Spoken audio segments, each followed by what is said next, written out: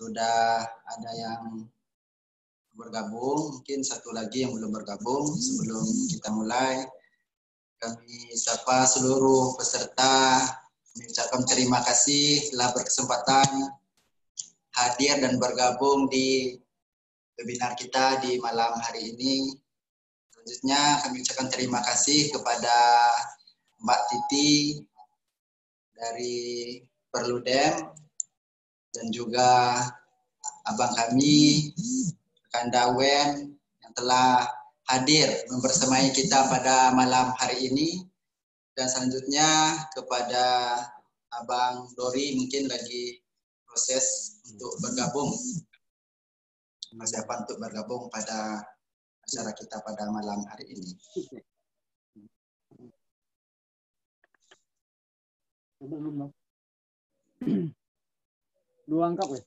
Kita tunggu sekitar 5 menit lagi untuk selanjutnya pemateri yang untuk Kakanda Dori untuk bergabung. Setelah bergabung kita mulaikan saja.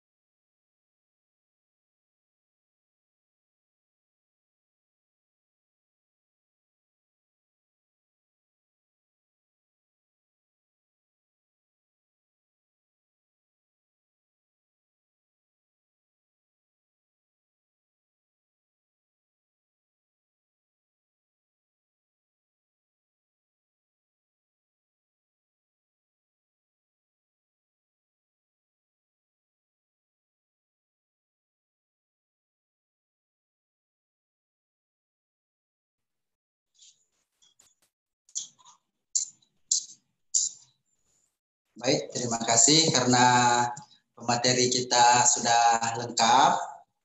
Jadi bisa kita mulai ya untuk webinar kita pada malam hari ini. Menunggu yang lain mungkin nanti bisa login dalam putaran ketika pemateri sedang memaparkan. Baik, untuk yang pertama di sini itu kami ulangi lagi untuk materi-materi kita. Yang pertama itu Mbak Titi dari Perludem, Titi Anggraini. Selanjutnya Bang Wen Arifin dari Bawaslu Provinsi Jambi dan juga Bang Dori sebagai Korwil JPPR Provinsi Jambi. Jadi tema kita pada malam hari ini kita berbicara tentang politik identitas ya.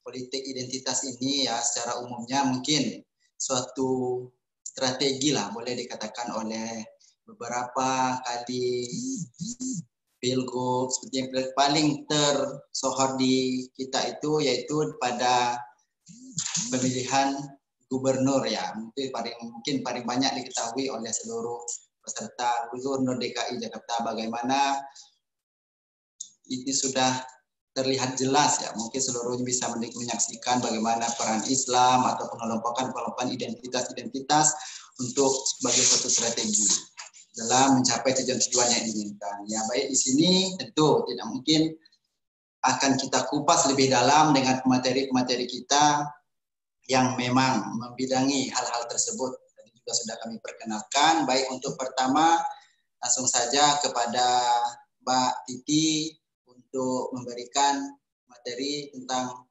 politik identitas. Pada Mbak Titi kami persilakan. Ya, baik. Terima kasih. Assalamualaikum warahmatullahi wabarakatuh. Selamat malam, salam sejahtera untuk kita semua. Semoga kita semua dalam keadaan sehat, tidak kekurangan sesuatu apapun, dan selalu dalam lindungan Tuhan Yang Maha Kuasa untuk melalui masa-masa sulit seperti yang saat ini sedang kita hadapi. Saya pertama-tama ingin mengucapkan terima kasih kepada kawan-kawan dari Forum Diskusi Jambi ya, yang sudah berkenan untuk mengajak berdiskusi dan tentu belajar bersama sebuah tema yang sangat penting, sangat krusial, apalagi di tengah proses pemilihan yang sekarang sedang berlangsung menuju Pilkada 9 Desember 2020. Yang saya hormati Pak Wen Arifin, anggota Bawaslu Provinsi Jambi, lalu juga Pak Dori Effendi, koordinator JPPR Provinsi Jambi, dan kawan-kawan semua tentu, dan pasti Nanda, Kak Nanda, yang menjadi moderator kita malam ini. Karena waktu yang disampaikan oleh Nanda tidak panjang, hanya 10 menit, dan untuk membuat penyampaian efektif supaya kita tidak tidur larut ya, harus jaga stamina ini, apalagi anggota Bawaslu kita pekerjaannya banyak sekali mengawasi pilkada provinsi dan juga pilkada kabupaten kota di beberapa daerah, yang salah satunya calon tunggal ya. Dari 28 daerah bercalon tunggal. Saya share screen. Kak Nanda minta tolong dibuka. Ini masih belum bisa. Ini luar biasa. Pilkada 2020 ada 28 daerah calon tunggal. Kita tunggu apakah akan ada tambahan calon dari Sungai Penuh, tapi nampaknya kecil kemungkinan ya. Oke. Sudah kelihatan ya Kak Nanda ya? Oke, baik. Gini, nah, Bu Anissa, Bapak. Oke, saya tambahkan sedikit dari tema kita ya, Kak Nanda ya, karena kalau sekedar politik identitas nampaknya bahasannya cukup luas. Jadi saya mengambil tema yang agak lebih sempit, yaitu pilkada tanpa hegemoni politik identitas. Jadi saya senang sekali ini dibahas oleh teman-teman dalam forum diskusi kita malam ini, karena ini memang tema yang sangat krusial, terutama dalam mewujudkan pilkada yang jujur dan adil. Perkenalan lagi, nama saya Titi Anggraini. Saya saat ini membantu di Perludem sebagai anggota Dewan Pembina Perludem. Jadi ini pemain belakang. Kalau strikernya itu ada namanya Mbak Khoirunisa Nur Agustiati, Direktur Eksekutif Perludem. Mungkin di kesempatan berikutnya ya Kak Nanda bisa diundang juga Mbak Khoirunisa, Direktur Eksekutif Perludem yang baru, luar biasa, perempuan yang cerdas dan sangat cocok untuk diajak diskusi soal isu-isu pemilu dan demokrasi. Nah, ini saya ingin mengawali dari demokrasi sendiri ya. Jadi demokrasi itu tidak, ya kalau dalam pelajaran kita sejak kecil ya, diartikan dari, oleh, dan untuk rakyat gitu. Tetapi banyak sekali sebenarnya definisi demokrasi. Dan saya ingin mengutip definisi demokrasi yang dirilis oleh International IDEA, Institute for Democracy and Electoral Assistance, ketika mereka merumuskan Global State of Democracy Index. Jadi kondisi kesehatan demokrasi dunia. Jadi kondisi demokrasi dunia itu sebuah indeks yang mengukur kondisi demokrasi dunia sejak tahun 75 sampai dengan terakhir 2019, dan yang terakhir itu dirilis di Indonesia di Bali ketika Bali Demokrasi Forum.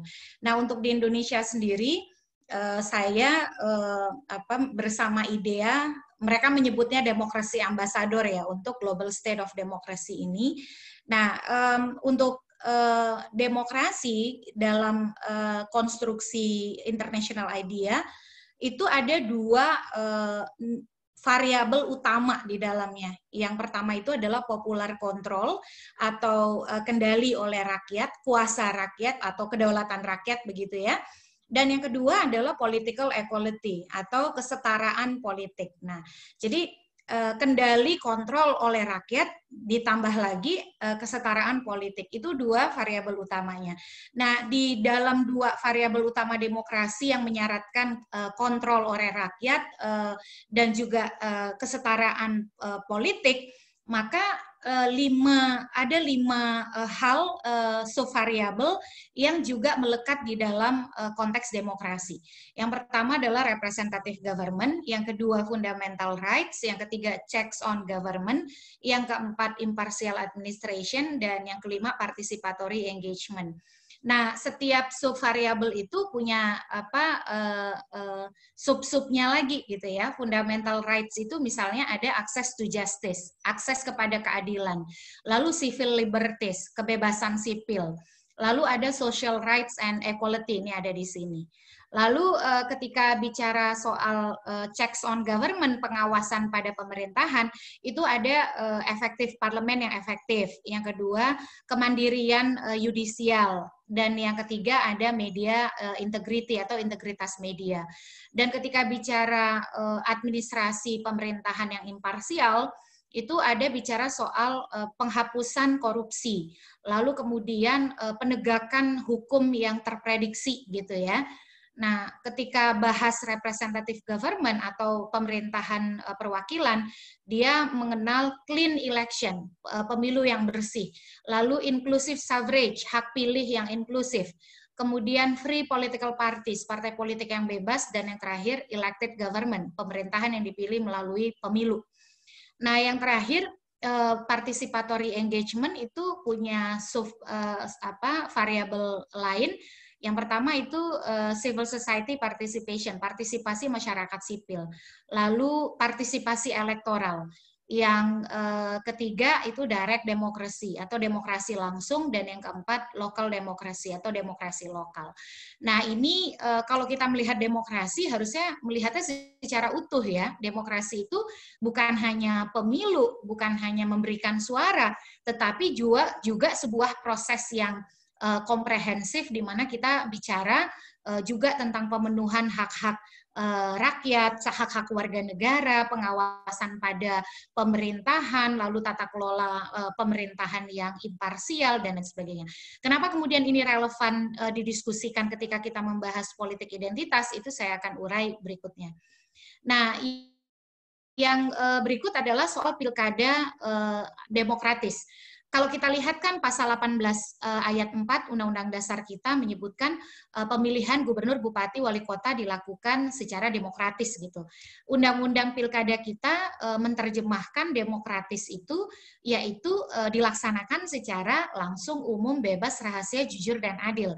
Ini kan konsep pemilu. Tadi salah satu variabel dari demokrasi, harus ada elected government, pemerintahan yang terpilih melalui proses pemilu. Nah, konstruksi kita saat ini seperti ini. Dan yang berikut kalau kita bicara, karena pilkada notabene karakternya adalah karakter pemilu ya, langsung, umum, bebas, rahasia, jujur, dan adil, itu kan karakter, prinsip-prinsip dan asas-asas yang ada pada pelaksanaan pemilu. Nah, pemilu pemilihan umum secara langsung. Sementara secara global, international idea itu menyebutkan ada 13 prinsip pemilu yang bebas dan adil. Yang pertama, pemilihannya reguler dan berkala. Yang kedua, hak pilih universal atau universal suffrage tadi ya. Artinya apa? Hak pilih universal itu semua orang tuh harus punya jaminan untuk diberi hak pilih tanpa kecuali gitu. Tidak boleh ada diskriminasi pada warga negara yang punya hak pilih. Nah, lalu yang kemudian dilaksanakan oleh lembaga yang independen dan tidak berpihak. Nah, ini makanya Pak Win dan kawan-kawan itu harus independen dan tidak berpihak di dalam melakukan kerja-kerja penyelenggaraan pemilu. Yang keempat, adanya persaingan antar partai politik. Nah, ini persaingan antar partai politik artinya clean election. Clean election itu kompetisi. Jadi antar partai itu harusnya berkompetisi, berkompetisi yang bersih, berkompetisi yang sehat. Bukan kong kali kong gitu ya, satu melanggar yang lain jadi ikut-ikutan, menjadi justifikasi yang lain untuk juga melakukan pelanggaran. Yang kelima, kebebasan berbicara atau media yang bebas. Yang keenam, nah ini yang juga saya beri highlight, kebebasan dari kebohongan, pengaruh yang menyesatkan, atau tekanan pada pemilih. Jadi pemilih itu harusnya dia bebas dari pengaruh yang menyesatkan atau tekanan dalam bentuk apapun. Pengaruh yang menyesatkan ini bisa kabar bohong, bisa politisasi identitas, bisa politik uang, bisa intimidasi gitu. Nah, yang ketujuh, surat suaranya harus rahasia atau secrecy off ballot ya. Jadi kerahasiaan surat suara. Yang kedelapan, hasil yang cepat. Nah, kalau hasilnya lambat itu bisa memicu spekulasi dan lain sebagainya. Yang kesembilan, mudah digunakan. Jadi pemilihan itu harus mudah supaya pemilih itu tidak kebingungan di dalam mengekspresikan pilihannya. Yang ke-10, satu orang, satu suara, satu nilai. One person, one vote, one value atau OPVOV. Yang ke-11, perwakilan parlementer yang sesungguhnya. Yang ke-12, kekuatan pada mayoritas dan minoritas yang terwakili. Jadi demokrasi itu tidak hanya soal mayoritas, tetapi juga bagaimana minoritas yang tetap terwakili. Dan yang terakhir, pemungutan suara wajib atau sukarela dan partisipasi penuh. Jadi kalau Indonesia kan bukan wajib ya, kita sukarela. Nah, selanjutnya pilkada di masa pandemi COVID-19. Pilkada kita kali ini itu pilkada yang berisiko, sulit, rumit, dan mahal. Karena kenapa? Karena ada COVID-19. Karena COVID-19 itu pandemi, wabah, kita harus menyelenggarakan pilkada dengan protokol kesehatan. Jadi kita ini menyelenggarakan pilkada sambil menghadapi risiko terhadap apa? Keselamatan, keamanan, dan kesehatan. Supaya kita tidak terpapar risiko itu, maka kita harus memberlakukan protokol kesehatan. Akibat pemberlakuan protokol kesehatan, jadinya pilkadanya lebih sulit, karena kemana-mana Pak Win harus pastikan pakai masker, bawa hand sanitizer, pakai sarung tangan, harus memastikan kandidat itu tidak berkerumun, berkumpul gitu ya, walaupun gagal juga gitu kan. Nah, yang menjadi lebih rumit ya, karena protokol kesehatan, kampanye yang tadinya gampang bisa berkumpul dan lain sebagainya jadi terhambat. Dan yang terakhir lebih mahal. Karena misalnya saja KPU itu minta tambahan 4,7 triliun untuk protokol kesehatan. Nah, dengan segala beban yang ditanggung penyelenggara karena dia menyelenggarakan pilkada secara lebih berisiko, lebih rumit, lebih sulit, termasuk juga negara harus menanggung biaya yang besar, kan ekspektasi kita, Kak Nanda, keluarannya adalah atau outputnya dari pilkada kita, kepemimpinan daerah yang berkualitas, serta mampu memimpin mengatasi krisis akibat pandemi COVID-19 dengan baik. Kan harusnya gitu ya. Pilkada 2020 ini karena dia berisiko, dia sulit, dia rumit, dia mahal, dan investasi kita sudah sangat besar untuk penyelenggaraannya, mestinya outputnya bagus gitu. Outputnya apa? Kepemimpinan daerah di Jambi karena ada pilgub, ada pilkada kabupaten kota yang bisa memimpin dengan baik sehingga kita ini bisa keluar krisis akibat pandemi bersama-sama gitu. Nah itu kan yang harus menjadi pondasi kita ketika kita mencari pemimpin. Jadi kalau pragmatisme itu lebih dominan, kita ini luar biasa gitu. Pilkada di tengah situasi pandemi saja itu sudah merupakan cobaan yang luar biasa. Jangan sampai kemudian dicoba lagi dengan perilaku pragmatis kita yang permisif pada hal-hal yang tidak berkontribusi pada lahirnya kepala daerah yang tadi, kepala daerah yang mampu mengatasi krisis akibat pandemi COVID-19. Nah, bagaimana dengan politik identitas? Ini 2 slide lagi nih. Politik identitas yang pertama, biasanya politik identitas itu dia kan kalau tadi kita tahu karena kita mencari pemimpin yang mampu membawa kita keluar dari dari situasi krisis, kita berarti kan harus mencari pemimpin yang punya kapasitas, punya pemimpin yang punya kemampuan di dalam memimpin daerah. Sehingga kalau pemimpin itu punya kapasitas dan kemampuan, berarti apa? Dia harus punya visi. Dia harus punya gagasan yang mampu diterima oleh rakyat sebagai sesuatu yang memang kontributif dan punya prospek di dalam membangun daerah, kan harusnya gitu ya. Nah, tetapi politik identitas dia selalu lahir dengan narasi hegemonik dengan sentimen emosional. Misalnya gini, kapan lagi nih kita mau punya, karena saya orang Musirawas ya, misalnya Pilgub Sumsel, ada calon dari Musirawas. Yang dibangun itu sentimen emosional. Kapan lagi kita punya gubernur dari Musirawas? Meskipun kemudian narasi itu tidak diimbangi karena misalnya, karena dia orang Musirawas yang punya program bagus, punya gagasan, lalu kemudian integritasnya terjamin, anti korupsinya pasti. Itu tuh tidak ada gitu. Jadi yang dibangun itu adalah hegemoni, keunggulan dari sebuah kelompok dengan basis emosional, sentimen emosional, sehingga apa data, fakta, gagasan, program,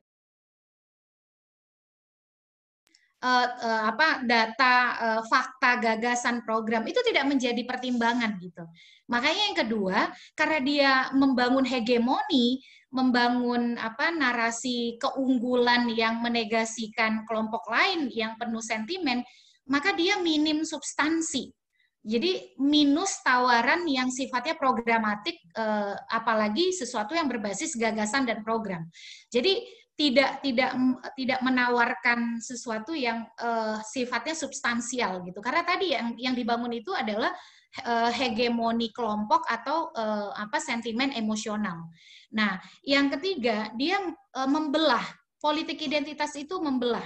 Dan dia punya akses jangka panjang. Misalnya akses dari Pilkada DKI kita rasakan sampai hari ini. Akses dari Pilpres 2019 sampai hari ini pun belum selesai.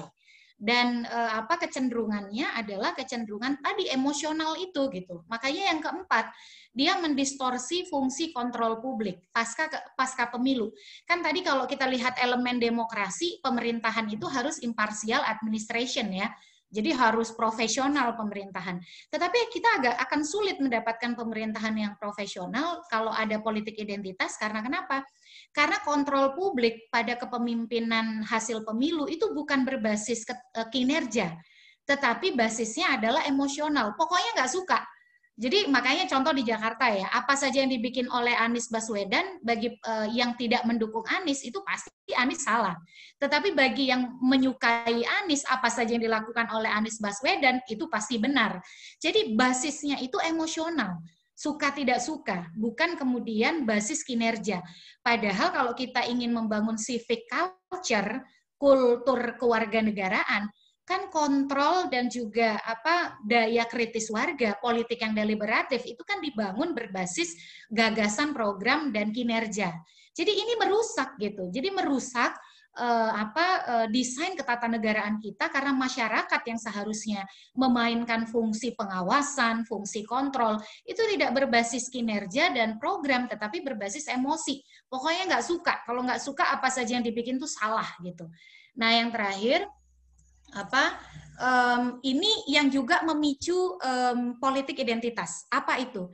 Hasrat untuk menang, jadi hasrat untuk berkuasa, mengalahkan nilai-nilai demokrasi itu sendiri. Jadi kan pemilu itu satu elemen saja dari demokrasi ya. Tujuannya kan kita ingin membuat representative government, ingin membuat penegakan hukum yang baik dan lain sebagainya. Tetapi karena orientasi pada kekuasaan mengalahkan prinsip-prinsip demokrasi, maka dia menggunakan politik identitas sebagai strategi yang efektif untuk menang. Karena apalagi kita bicara di tengah masyarakat yang lebih mengedepankan emosi ketimbang data, fakta, dan gagasan, ya kan? Kita berada di dalam post-truth society gitu. Masyarakat kita ini mudah sekali digugah sentimen emosionalnya. Apalagi kalau sudah soal agama, soal suku, dan lain sebagainya. Dan ini bisa makin parah, Kak Nanda, kalau calonnya head to head dengan antitesis. Contoh, satu orang Sumatera, satu orang mohon maaf ya Jawa gitu, turunan gitu. Nah karena saya dari Sumatera dan isu itu dimainkan gitu. Kita kan mau orang Sumatera, kita kan mau orang ini, orang itu gitu. Tetapi tadi data, fakta, gagasan, program itu tidak menjadi pertimbangan. Nah padahal esensi demokrasi kan mayoritas menentukan tapi minoritas tidak ditinggalkan. Nah dari 270 daerah yang berpilkada, ini data yang baru saya ambil dari info.pemilu.kpu.go.id. Teman-teman silakan yang ikut diskusi, buka website info.pemilu.kpu.go.id. Di situ info soal calon semua ada.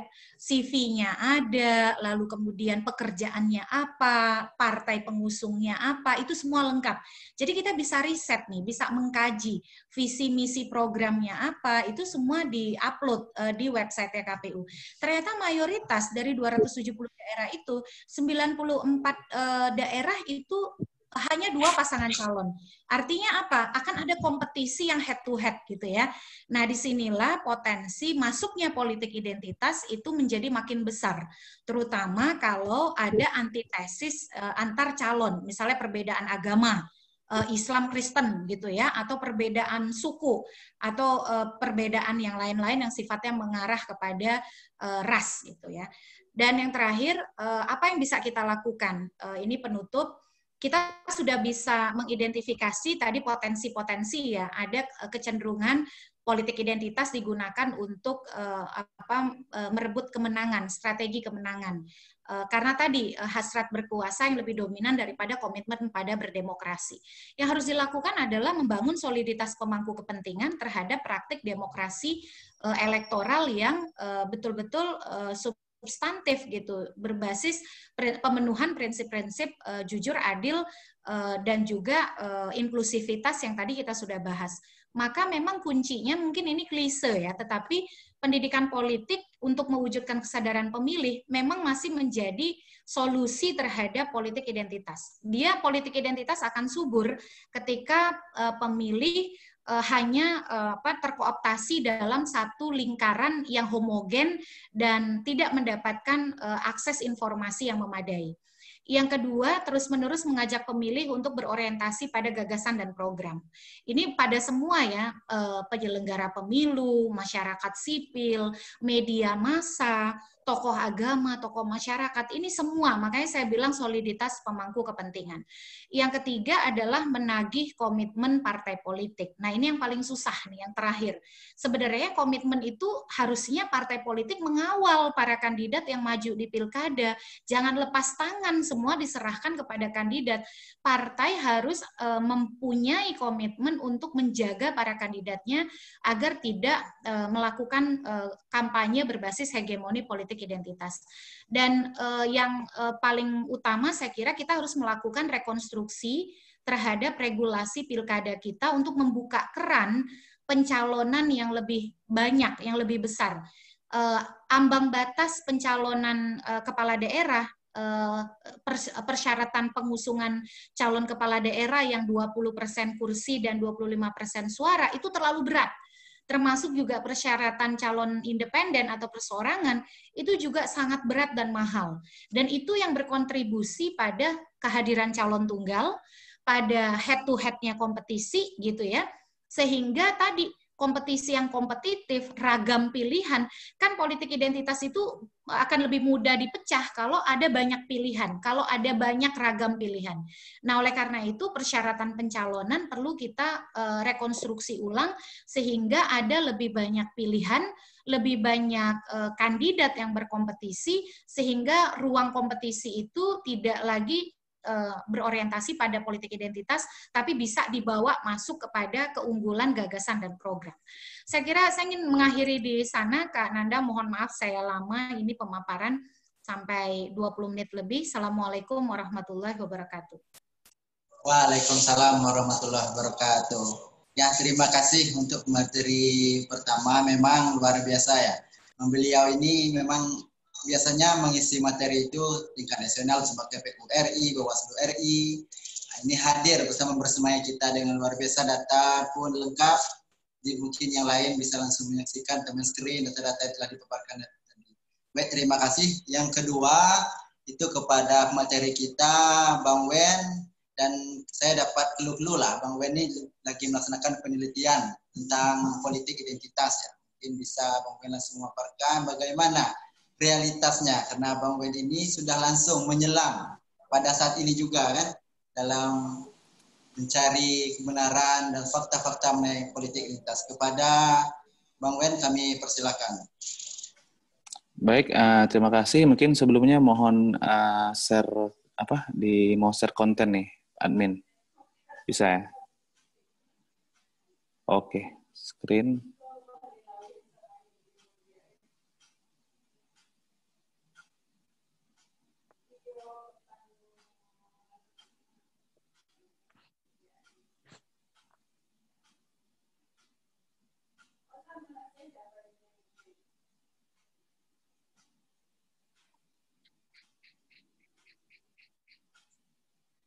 Oke, assalamualaikum warahmatullahi wabarakatuh. Mungkin pertama-tama saya mengucapkan terima kasih kepada Forum Jambi yang sudah mengundang saya untuk menjadi pembicara pada diskusi kita malam hari ini, kepada Nanda Utama, kebetulan sekarang menjadi Sekretaris Umum DPD IMM Provinsi Jambi, yang juga saya hormati, sama-sama kita hormati pembicara nasional kita, Ayu Titi Anggraini nih, karena beliau dari Palembang. Alhamdulillah bisa hadir pada malam ini. Kebetulan beliau sekarang menjadi Dewan Pembina Perludem, dan saya pikir bukan urusan struktural. Saya pernah lihat postingan Mbak Titi, tapi memang ilmu Mbak Titi memang luar biasa dan sangat dibutuhkan bagi negara bangsa ini. Mungkin karena mau fokus kuliah, jadi mau santai-santai sedikit. Mudah-mudahan kuliahnya cepat selesai. Salam buat Prof. Topo. Kemudian yang selanjutnya, doktor kita, kebanggaan Jambi ini Pak Dori Effendi, dosen di UNJA, dosen Fisipol, sekaligus Korwil JPPR Jambi. Teman-teman semua yang berbahagia, Forum Jambi,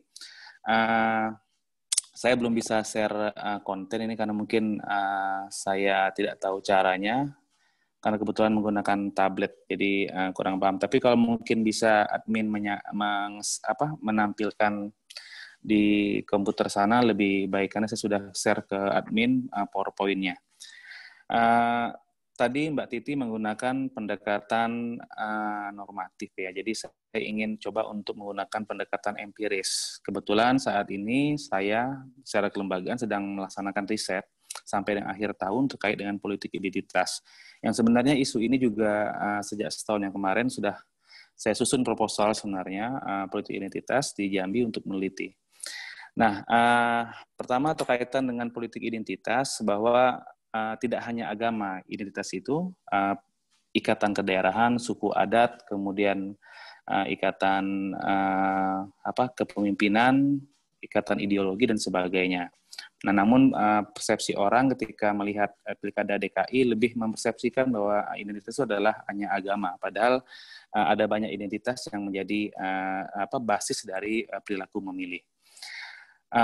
Secara khasanah ilmu politik, bahwa politik identitas itu sah gitu, sah dan sunatullah gitu. Sah dan sunatullah kenapa? Karena memang pada halaman kedua, admin, halaman kedua. Jadi secara khasanah ilmu politik, bahwa politik identitas itu adalah sah. sunnatullah. Kenapa saya bilang seperti itu? Karena sejak sejak politik elektoral, memang politik identitas selalu digunakan atau senantiasa digunakan oleh kandidat untuk memperoleh dukungan dari masyarakat. Teori perilaku memilih sendiri, salah satu pendekatannya adalah pendekatan sosiologis, di mana instrumen dari mazhab sosiologis ini adalah faktor-faktor yang sifatnya statis, suku, agama, ikatan ke daerah. Perilaku memilih itu adalah kenapa orang memilih suatu kandidat. Nah, itu salah satu disebabkan oleh faktor sosiologis. Apa itu? Ada faktor suku, agama, identitas. Pertanyaan kemudian, apakah politik identitas ini boleh? Kalau saya melihat secara keilmuan, boleh. Tapi yang tidak boleh itu adalah politisasi identitas. Yaitu yang kemudian ini menurut saya yang membedakan antara politik identitas dan politisasi identitas. Bagaimana identitas ini dimobilisasi oleh kandidat untuk pemenangan secara tidak baik. Halaman ketiga mungkin Pak Admin nanti di-share aja. Dalam bukunya Burhanuddin Mutadudi menyatakan bahwa fenomena politik Indonesia semakin menjelaskan bahwa identitas semakin meresahkan. Ini dia melihat dari sisi beberapa kali pilkada, salah satunya DKI Jakarta, di mana muncul keterbelahan masyarakat terkait hal ini. Kemudian di Sumatera Utara ada keterbelahan dari faktor agama dan suku. Nah, konflik identitas dalam konteks pilkada, konflik identitas itu dapat berupa intimidasi, ancaman kekerasan, hoax, dan black campaign. Nah, ini bentuk-bentuk negatif dari politisasi identitas. Slide selanjutnya. Oke, selanjutnya. Nah, saya ingin menjelaskan terkait dengan riset yang sebenarnya belum selesai karena masih proses penggalian data. Saya sedang melaksanakan riset di 4 kabupaten, yaitu Kerinci, kemudian Kabupaten Tebo, Kabupaten Tanjab Timur, dan Merangin. Nah, kenapa saya ambil di 4 kabupaten? Mungkin ini Mbak Titi bisa saya ceritakan sedikit. Di Kerinci itu ada keterbelahan masyarakat dalam setiap pilkada. Sudah ada 3 kali kloter pilkada, yaitu antara masyarakat hulu dan hilir. Jadi keterbelahan masyarakat karena faktor geografis. Nah, di Kabupaten Tebo, keterbelahan masyarakat karena faktor suku Jawa dan suku Melayu. Nah, yang menang sekarang atau yang sekarang menjadi bupati adalah bupati dari Jawa. Kalau di Kerinci, dari 3 kali pilkada itu, selalu yang menang adalah dari daerah hulu, tidak pernah daerah hilir. Nah, ini keterbelahan-keterbelahan di pilkada di Kerinci dan di Tebo. Kemudian di Tanjab Timur, itu 60% masyarakatnya adalah masyarakat Jawa. 30%-nya adalah Bugis dan sisanya adalah Melayu, tetapi di 3 kali pilkada selalu menjadi bupati adalah Melayu, tidak pernah dari Jawa dan dari Bugis. Biasanya kombinasi bupatinya Melayu dan wakilnya adalah Bugis. Saya mohon maaf cerita-cerita suku ini karena memang ini tidak untuk konsumsi praktis tapi konsumsi akademis. Nah, kemudian di Merangin itu selalu dari 3 kali pilkada, wakilnya adalah Jawa, dan bupatinya adalah dari unsur Melayu lah.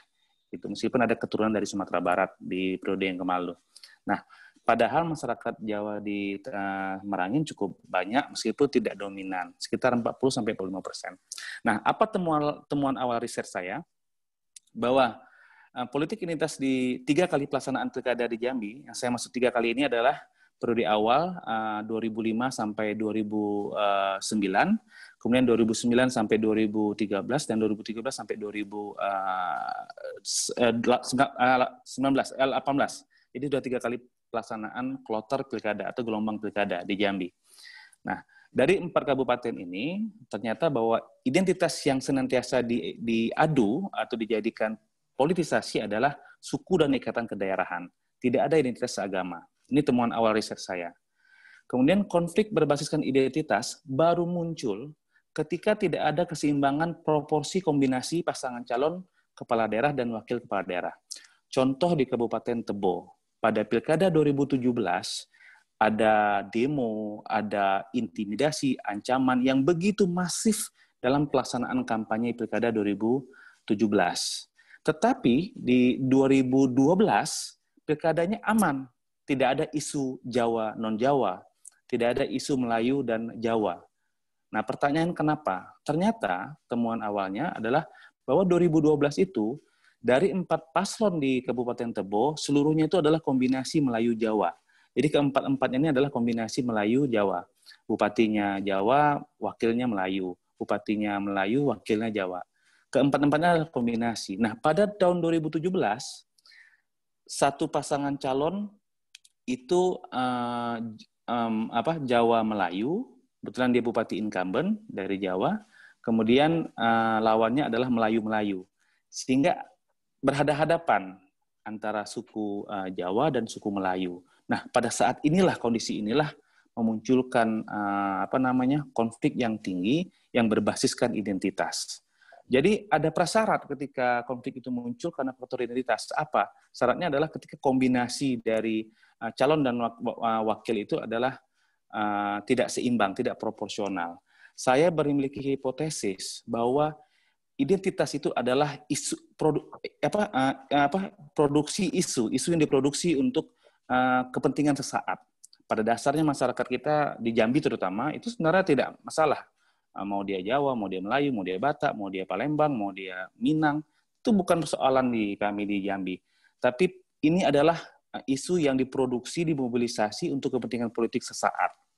Nah, ketiga, bentuk konflik itu adalah misalnya ketika politik identitas begitu kuat, itu blocking area. Jadi tidak boleh kandidat masuk ke salah satu kecamatan yang basis lawan. Dan ini sampai kejar-kejaran, sampai pukul-memukul, kemudian ancam-mengancam, intimidasi, lempar mobil, dan sebagainya. Kemudian kekerasan fisik, intimidasi ini teror dan sebagainya, baik menggunakan telepon, menggunakan orang lain disuruh mengancam, keluarganya diancam, dan sebagainya. Kemudian pembakaran posko, ini di Kerinci nih, pada tahun di daerah Kerinci, pada Pilkada 2018. Ini ada pembakaran posko pemenangan dan pengrusakan. Jadi pada intinya bahwa konflik-konflik itu muncul, itu berbentuk ini. Jadi ketika ada identitas itu muncul dalam sebuah pilkada, kontestasi dan tidak bisa dikendalikan, diproduksi oleh kandidat untuk pemenangan, maka akan muncullah persoalan-persoalan yang seperti ini. Ini berdasarkan temuan-temuan lapangan. Selanjutnya, 3 slide lagi, dikit lagi. Selanjutnya Pak Admin. Oke. Lalu saya karena ini dalam konteks kelembagaan, saya risetnya. Lalu ketika ada konflik seperti di Tebo, salah satu kecamatan di daerah Rimbo Bujang, ketika ada tim kampanye datang ke sana, dihalang-halangi, terjadi perkelahian pada tahun 2017, apa yang dilakukan? Pertama, pola penyelesaiannya pada saat itu adalah kepolisian, tentara, tokoh-tokoh masyarakat berkumpul, Panwas kecamatan dipanggil, dan kemudian mekanismenya itu adalah mediasi. Mediasi, musyawarah, kekeluargaan, dan ketika itu prosesnya adalah, kalau secara kerangka hukumnya adalah sengketa cepat. Jadi menulis berita acara kesepakatan bersama, kemudian tidak poin-poin disepakati, kemudian ditaati. Nah, ini Pilkada di Tebo tahun 2017. Kemudian Pilkada di Kabupaten Kerinci 2018. Kerinci konfliknya adalah hulu dan hilir. Ketika itu ada posko di daerah daerah hulu yang dibakar, kemudian penyelesaiannya adalah kumpul masyarakat, tokoh-tokoh masyarakat, polisian, TNI, Panwas Kabupaten pada saat itu, kemudian bermusyawarah dan menandatangani kesepakatan damai. Secara substansi ini adalah proses sengketa cepat atau penyelesaian secara mediasi. Meskipun disepakati pada saat itu di Kerinci, proses hukum terus berjalan, sehingga masuk ke wilayah kepolisian, Polda, dan Inkrah di pengadilan. Nah, kemudian ketika ada pengusakan baliho pun seperti itu. Jadi, kecenderungan yang diambil itu adalah mengambil penyelesaian menggunakan mediasi. Ini selanjutnya, nah, lalu apa rencana tindak lanjut atau kesimpulan sementara? Politik identitas hampir terjadi di setiap pilkada di Provinsi Jambi.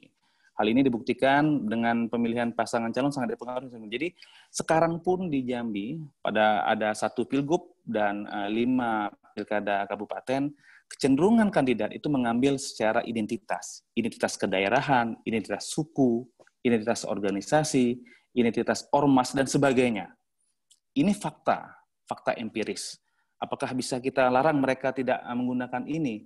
Faktanya seperti itu, karena basis pemilihnya itu perilaku memilihnya masih bersifat sosiologis. Belum rational choice lah, seperti yang Mbak Titi sampaikan tadi. Nah, ini fakta. Nah, persoalan kemudian fakta ini tidak bisa dihalang-halangi, harus dibuatkan kerangka penyelesaiannya. Nah, ketika muncul hal-hal seperti ini, harus ada kerangka hukum, metode, cara untuk menyelesaikannya. Nah, saya mengusulkan dalam sebuah riset ini, nanti ke depannya itu adalah memperkuat kewenangan mediasi atau sengketa cepat untuk menyelesaikan konflik akibat politisasi identitas. Jadi harus ada kewenangan. Kewenangan ini tidak mesti dilekatkan di Bawaslu sebenarnya, atau di lembaga yang lain. Kalau sekarang kan di Bawaslu. Tapi kewenangannya diperkuat, kerangka hukumnya diperkuat. Misalnya harus melibatkan pihak forum masyarakat, tokoh-tokoh masyarakat, atau pihak polisian, TNI, sehingga dibuat kegiatan, memang kerangkanya itu adalah musyawarah mediasi damai. Nah, saya melihat karena basis sosial masyarakat kita itu adalah komunal, kekeluargaan, ewuh-pekewuh, patron klien, itu akan lebih melekat kerangka ini dibandingkan penegakan hukum, misalnya kepolisian. Kalau masuk ke penegakan hukum, pasti ada yang disakiti, pasti tetap ada koreng, tetap ada luka. Tapi dengan proses mediasi, maka semua merasa menang, semua merasa duduk bersama. Saya pikir ini dari saya, mudah-mudahan nanti kita bisa diskusi lebih panjang. Terima kasih, saya kembalikan. Baik, terima kasih kepada Bang Wen telah memaparkan materi yang memang real ya, fakta-fakta lapangan, baik itu di Provinsi Jambi, per kabupaten. Ini tentu akan menimbulkan banyak pertanyaan, nanti kita bisa didiskusikan di akhir sesi. Baik, selanjutnya kepada Kakanda Dori, beliau ini di samping sebagai Perwil JPPR, beliau juga sebagai akademisi dan selalu bersama-sama milenial di Jambi memberikan diskusi dan kajian-kajian tentang politikan di Provinsi Jambi. Baik, langsung saja kami persilakan kepada Bang Dori untuk memberikan materinya, kami persilakan. Assalamualaikum warahmatullahi wabarakatuh. Terima kasih Dinda Nanda Pratama yang sudah mengundang saya. Sangat bangga malam ini ya bisa bareng Mbak Titi Anggraini yang juga saya sudah kenal beliau lama. Kemarin juga sempat ikut juga di dalam pemantau semua. Beliau juga memberi presentasi yang sangat luar biasa hebatnya. Salam kenal Mbak Titi. Salam juga, Pak dosen. Ya Mbak. Yang terutama juga terima kasih kepada Forum Jambi. Ini salah satu solusi untuk anak-anak muda bisa mendapatkan pendidikan politik. Dan terus berkarya untuk Adinda Nanda dan juga kawan-kawan lainnya. Dan juga yang saya banggakan nih, saya sempat bergandeng dengan Bang Win ini luar biasa nih. Bang Win adalah penyelenggara pemilu di Jambi yang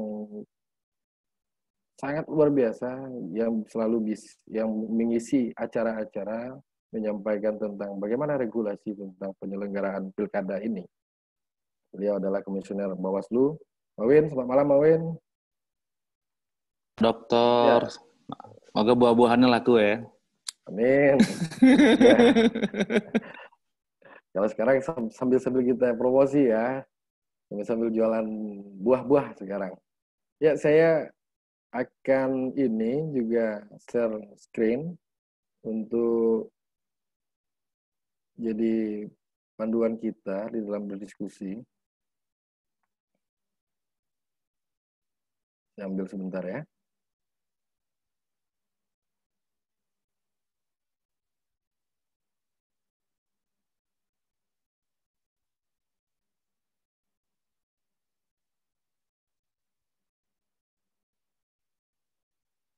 Udah muncul belum?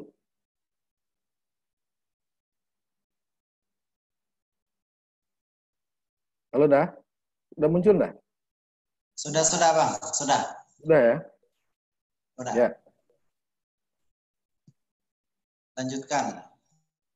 Ya, saya juga memang sengaja prepare, siap-siap ini karena saya tahu akan ada Mbak Titi di sini, karena beliau juga sangat luar biasa, perfect presentasinya. Jadi saya juga prepare ini untuk menjelaskan tentang politik identitas ini. Tapi saya lebih cenderung kepada melihat itu politik identitas secara konsepsi yang terjadi di negara kita. Kalau tadi Mbak Titi menjelaskan secara normatif dan juga empiris langsung apa yang terjadi di dalam pilkada, dalam politik Indonesia pasca reformasi ini, saya juga akan mengambil pendekatan-pendekatan ini sejak zaman Orde Lama, Orde Baru, dan Orde Reformasi. Kalau Bang Win tadi memang khusus di implementasinya, dikarenakan memang beliau adalah penyelenggara yang secara empirik memiliki data-data pasti, dan juga lagi menyusun ya Bang Win ya, untuk penelitian. Oke, saya masuk di sini apa itu politik identitas. Karena saya memang concern juga di dalam politik identitas ini, ada beberapa buku yang sering saya baca itu.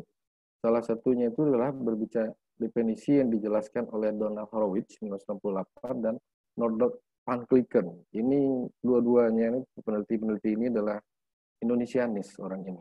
Dan kenapa mereka yang lebih cenderung meneliti dan diakui oleh dunia, dan kita juga mengakui penelitian mereka bagus, padahal kita sebagai orang Indonesia sebenarnya juga patut untuk meneliti ini secara dalam. Nah, kalau kita ambil dari penerakan konsep, kalau Donald Horowitz itu mengatakan politik identitas adalah memberi garis yang jelas batasnya untuk menentu siapa dan akan disertakan dalam setiap agenda-agenda, baik itu agenda politik dan agenda yang lainnya. Nah, di sini, dalam definisi konsep aja kita sudah melihat ada batasan-batasan yang memang sudah diciptakan. Nah, politik identitas itu sendiri sebenarnya keinginan dari siapa? Jadi ditanyakan oleh Horowitz di sini. Itu adalah keinginan oleh kelompok-kelompok tertentu sebenarnya. Nah, bukan sebenarnya masyarakat itu terbawa-bawa sesuai dengan jargon-jargon yang dibawa oleh etnisitas. Siapa simbol politik mereka? Itu yang dikatakan oleh Bang Win tadi, itu sebagai politisasi. Politisasi boleh? Ya pasti boleh. Dikarenakan di dalam politik silakan menggunakan. Itu dikatakan sebagai popular issue. Tetapi jangan menggunakan politisasinya. Nah, kalau di Noordhoek dan Van Klieken, ini adalah peneliti yang sudah mengelilingi seluruh provinsi yang ada di Indonesia ketika terjadinya reformasi. Nah, apa yang didapatkan oleh Horowitz dan Van Klieken ini?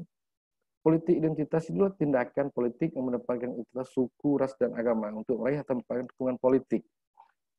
Kalau di dalam penelitian Van Klieken ini, dalam politik lokal di Indonesia ini, saya bawa bukunya sekalian ini, itu memang Van Klieken dan Noordhoek ini, mereka melihat di Indonesia ini pasca Orde Baru itu terjadi politik identitas yang sangat luar biasa.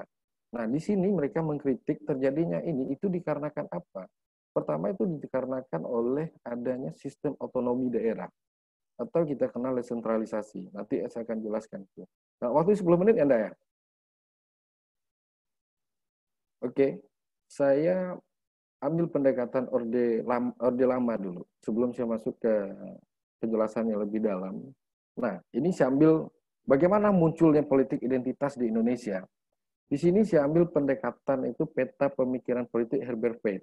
Herbert Pate pasti semua di dalam akademisi itu sangat mengenal Herbert Pate. Herbert siapa dalam penelitian Herbert Pate ini. Di sini kata Herbert Pate, itu pemikiran politik Indonesia sejak 1945 sampai 1965 itu sudah terbentuk satu politik identitas di negeri kita ini. Apa bentuk politik identitas? Dia sudah terwakili oleh partai politik. Coba lihat partai politik yang ada di Indonesia dengan ideologi yang ada. Kalau tahun 1945-1965 itu terjadi pertarungan ideologi di dalam bangsa ini untuk mencari keindonesiaannya. Pertama itu ada partai PKI itu lebih kepada kecenderungan ideologinya adalah komunisme.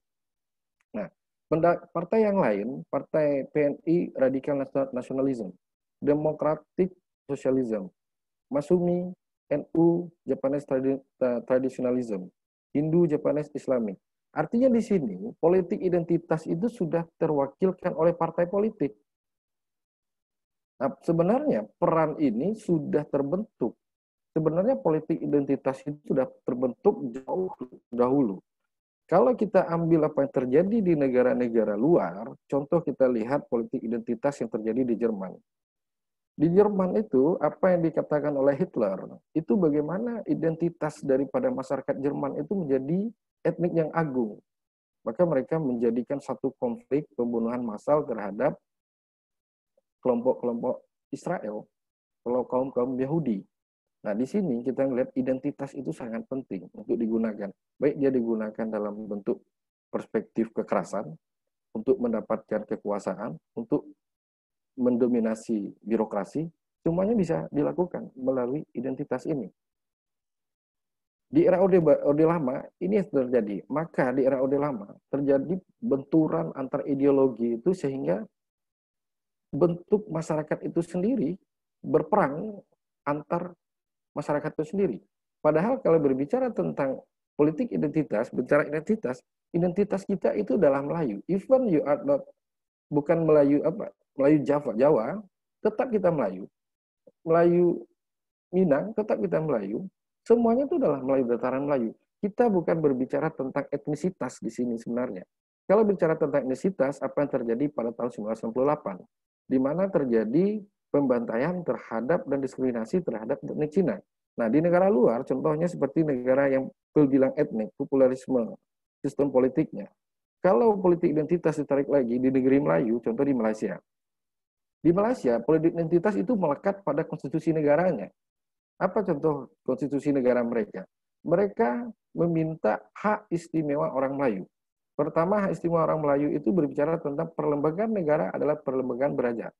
Artinya di sini, identitas Melayu itu sudah melekat secara aturan undang-undang. Nah, seperti yang Mbak Win bilang tadi, kita harus juga memiliki undang-undang bagaimana untuk meredam ini, sehingga tidak terjadi politik identitas. Tetapi di negara Malaysia itu mereka malah menguatkan politik identitas. Yang kedua, ekonomi orang Melayu itu harus 30%. Artinya di sini itu termaktum di dalam perlembagaan mereka. Kenapa? Karena di sini kalau tidak dimaktumkan, akan terjadi dominasi etnik lain. Karena etnik Cina sudah hampir sama populasinya dengan etnik Melayu. Etnik India itu pun sama. Nah, di sini terlihat perbedaannya. Maka politik identitas itu wajar digunakan di sana. Lalu bagaimana di kita? Apakah wajar ini digunakan? Di era Orde Baru, Soeharto sudah memandang ini politik identitas itu tidak boleh digunakan. Maka ada 4 kebijakan yang dibuat oleh Soeharto ketika era Orde Baru itu. Pertama, tidak ada daerah asli di sini. Tidak ada daerah asli artinya apa? Di seluruh Indonesia kita berbicara tentang NKRI-nya, Kesatuan Negara Republik Indonesia-nya. Tidak ada saya orang Minang, seperti apa yang dikatakan Puan Maharani kemarin, sehingga memunculkan egosentrik masyarakat Minang, egosentrik Melayu Minangnya. Nah, di era Orde Baru dengan politik yang sangat represif, ini sangat ditekan munculnya politik identitas di atas. Untuk apa? Untuk menghindari terbentuknya kelas dan sara. Di sini, kata Soeharto, tidak ada juga kelas-kelas sosial itu yang membentuk dominasi di pemerintah di dalam negara Indonesia. Artinya masyarakat Jawa juga tidak mendominasi, masyarakat lain juga tidak mendominasi, maka Soeharto meletakkan ada bentuk-bentuk di dalam menghindari terbentuknya kelas ini, terjadi urbanisasi, masyarakat transmigrasi, sehingga penyebaran semua itu kita terbentuk di dalam satu masyarakat yang sangat dinamis di sini, sehingga politik identitas itu tidak muncul. Nah, yang ketiga itu modernisasi. Kita dulu kenal di era Orde Baru itu tentang kebijakan modernisasi Soeharto, 5 kebijakan ekonominya itu. Bagaimana memacu bangsa Indonesia ini bisa menjadi satu bangsa yang maju, tidak mengatasnamakan majunya etnik Minang, majunya etnik Kerinci, majunya etnik Jawa, dan yang lainnya. Tetapi mengataskan nama modernisasi bangsa Indonesia. Tetapi belum sempat modernisasi, kita sudah dihadapkan dengan krisis. Nah, di saat inilah menguatnya satu bentuk nasionalisme keindonesiaan. Ya, hari ini kita kehilangan itu. Nasionalisme ini yang menguat. Nah, atas apa menguatnya nasionalisme keindonesiaan ini? Negara mengatur kehidupan masyarakatnya. mulai dari informasi dan yang lain hal, itu diatur oleh masyarakat. Sehingga tidak terjadi yang namanya hoax tadi. Belum ada, era Orde Baru itu ada hoax yang terjadi. Yang kita kenal dulu itu bagaimana informasi dari atas sampai ke bawah sesuai dengan kebijakan pemerintah. Nah, tetapi sistem politiknya yang menjadi sangat-sangat otoriter, menjadi sangat-sangat sentral, sehingga tidak muncul politik kedaerahan, tidak ada pilkada. Kalau sekarang yang memunculkan ini adalah pilkada sebenarnya. Nanti saya masuk di era reformasinya. Ini masuk di era reformasi. Di era reformasi ini, politik identitas itu apa yang terjadi? Yang membentuk politik identitas itu adalah sistem politik demokrasi ini. Sistem politik demokrasi ini membentuk politik identitas. Karena apa? Demokrasi itu sendiri memberi ruang. Memberi ruang untuk orang mengaktualisasikan dirinya, memberi ruang untuk orang menjelaskan identitasnya. Itu demokrasi, kita tidak bisa melarang, karena demokrasi itu memberi ruang itu. Maka demokrasi itu sebenarnya sesuai untuk sistem politiknya, tetapi tidak sesuai untuk digunakan di dalam strategi pencalonan, dalam strategi pilkada, itu tidak sesuai. Lalu apa yang terjadi lagi di dalam era reformasi ini, itu adalah sistem otonomi daerah, desentralisasi. Desentralisasi yang diberikan wilayah dan kewenangan, pembagian kewenangan antara pusat dan daerah yang memberi kelebihan daerah untuk mengatur daerahnya, ini tanpa diketahui memunculkan identitas politik. Dan itu efeknya bukan hanya identitas politik. Di sini juga lahir itu efek adalah kaum raja kecil. Itu pernah yang sering saya sebut itu sebagai orang-orang kuat lokal strongman itu. Nah, local strongman ini bisa kita lihat contoh salah satu di daerah yang ada di Filipina. Daerah Filipina itu ada orang kuat, local strongman di sini.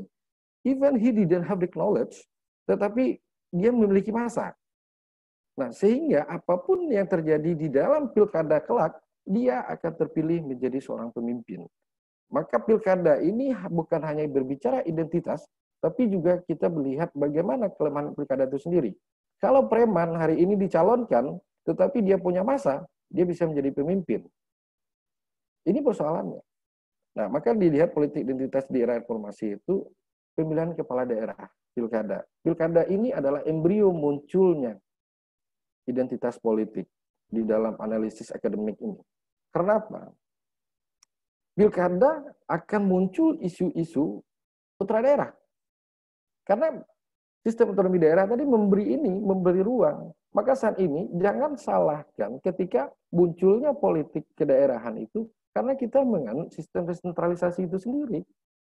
Kalau memang ada yang mengatasnamakan dirinya hari ini adalah putra daerah, itu memang sudah terjadi secara sistemnya. Lalu bagaimana persoalan itu bagaimana untuk menghindari ini? Nah, untuk menghindari ini, kalau Orde Baru dulu, setiap kepala daerah itu adalah utusan daripada pemerintah pusat. Dan juga sebagiannya diberi kewenangan 20% kepada militer. Nah, juga tidak menjadi solusi. Maka sebaiknya bagaimana? Kalau di saat sekarang ini berbagai analisis dilakukan oleh kawan-kawan akademisi itu, bagaimana sebenarnya bagus pola pemilu kita, pola pemilihan kepala daerah.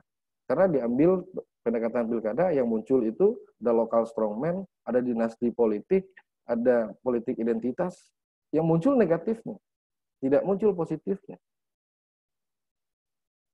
Nah, kapan ia digunakan?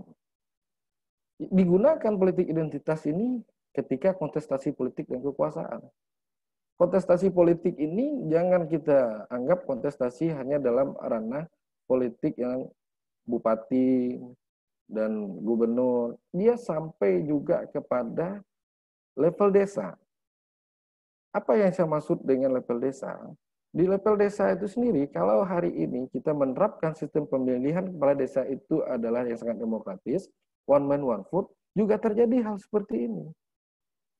Dia terjadi dikarenakan di dalam desa yang ada di Indonesia ini, kita tidak didiami dan mendomisili di sana itu semua masyarakat atau satu suku etnik yang sama.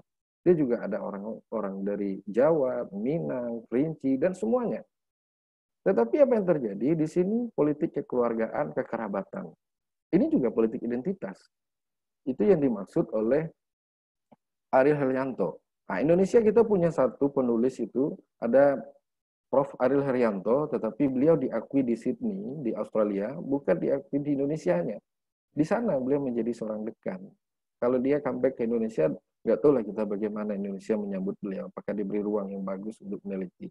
Nah, kalau identitas dan kenikmatan dalam buku Prof. Ariel Heryanto, itu malah lebih luas lagi menjelaskan. Bagaimana hari ini identitas dan kenikmatan itu, kata beliau, seseorang yang menyatakan diri mereka dari satu kelompok dan dia menikmati apa yang dikatakannya itu adalah kelompok dan mereka mendapat pengakuan. Tetapi ingat katanya, kalaupun diberi pengakuan legitimasi dari ini, dari identitas yang dikatakannya, tetapi terkadang dia jadi objek, dia bukan menjadi subjek di dalamnya. Dia hanya, kalau kita ambil pendekatan ini, buku identity, saya lupa namanya, itu juga mengatakan bagaimana orang itu hanya menjadi pengakuan dalam dirinya, tetapi dia selalu menjadi objek, dia bukan subjek. Nah, ini akan terjadi di pilkada kita. Di pilkada kita akan ada objek politik. Objek politik yang dilakukan oleh para politisi dan dia tidak menjadi subjek politik. Kita hanya akan ditempatkan kepada korban-korban politik. Nah, ini yang harus kita lihat besok, itu juga menjadi tugas besar daripada penyelenggara pemilu. Yang apa kelebihan dan kelemahan politik identitas? Yang didapat di sini, kelebihan itu adalah pengakuan dan perlakuan. Tetapi tujuannya itu adalah politik dan ekonomi dan sosial budaya. Yang kedua itu berbicara tentang bagaimana menjaga dan melestarikan dari identitas mereka. Baru yang ketiga itu muncul di sini kesetiaan yang kuat terhadap entitas yang dimiliki. Nah, di Jambi sepertinya akan muncul politik identitas. Dikarenakan apa? Sudah menguatnya politik identitas saat ini dengan adanya isu putra daerah. Contoh kecil saya bilang isu putra daerah. Ketika pendaftaran kemarin, antara 3 calon, ada satu calon yang menggunakan baju Melayu dengan baju Melayu, baju kurung, baju Melayu. Yang kedua, ada yang menggunakan baju kebesaran negeri Jambi, yaitu baju Raja Jambi dan baju Ksatria Jambi. Nah, artinya apa di sini? Artinya di sini mereka sudah memunculkan politik identitas. Lalu siapa yang harus kita salahkan? Regulasi tidak mengatur ini, Bawaslu juga tidak mengatur tentang ini. Kalau Bawaslu mengatur tentang ini, is okay. Berarti ada ketentuan-ketentuan di dalam penyelenggaraan pilkada itu, seorang calon dan bakal calon harus mentaati regulasi dan aturan ditetapkan oleh pemerintah melalui regulasi yang dilakukan oleh Bawaslu. Ini tidak terjadi hal seperti ini. Lalu apa kekurangannya? Kekurangan tadi hampir sama. Apa yang dijelaskan oleh narasumber, itu pertama ada konflik antar etnik. Konflik antar etnik ini pernah terjadi itu di Kalimantan. Kita perlu ingat kalau saat Orde Baru, setelah Orde Baru reformasi, terjadi perkelahian etnik antara etnik suku Dayak dengan suku Madura. Dan itu mengorbankan ribuan nyawa. Dan apakah ini akan muncul lagi? Ya sepertinya bisa muncul ketika ini digunakan terus. Seperti yang terjadi pada Pilkada Jakarta. Pilkada Jakarta itu kalau seandainya negara tidak bertindak dengan bagus, bisa memunculkan politik etnik di sini, bisa memunculkan konflik. Nah, harapannya kalau untuk di Jambi kita tidak berharap ini terjadi. Dan yang kedua itu diskriminasi etnik. Etnik yang dominan di satu daerah itu akan melakukan diskriminasi terhadap etnik yang minoriti.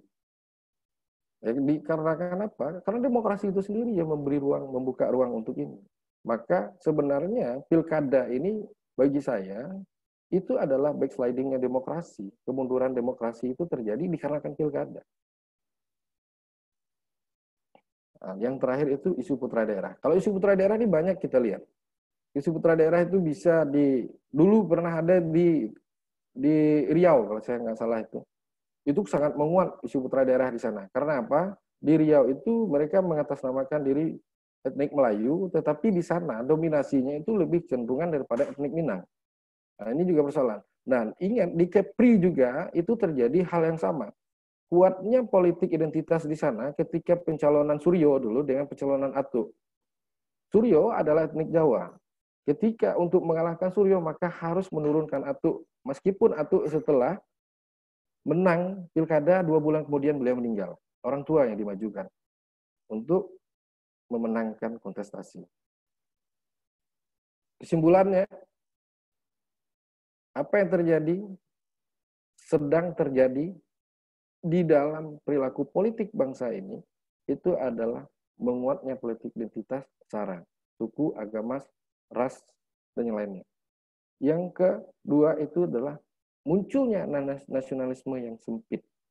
Kita tidak lagi berbicara tentang nasionalisme kebangsaan Indonesia, tetapi kita sudah berbicara tentang nasionalisme etnik kita. Maka kalau ingin melihat nasionalisme ke Indonesia, tunggu kita ngelihat besok kalau ada kompetisi sepak bola.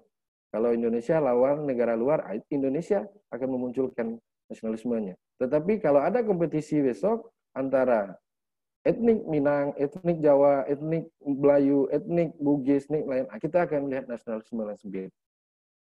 Baiklah, Adinda Nanda, cukup sedikit dan secara konsepnya Abang jelasin, mungkin nanti kita akan bahas lagi dengan sumber narsum yang ada. Saya kembalikan kepada moderator. Baik, terima kasih kepada Bang Dori yang telah memaparkan materi yang sangat luar biasa pada kita malam hari ini. Dari teori-teori sampai ke realitas yang sedang terjadi maupun dari fakta-fakta empiris yang telah beliau kemukakan sebelum ini. Baik, langsung saja kita buka sesi pertanyaan atau boleh dengan langsung dengan video atau jika ada yang malu-malu boleh lewat chatting. Kepada seluruh peserta yang telah bergabung, mohon untuk kami persilakan untuk memberikan pertanyaannya. Langsung saja.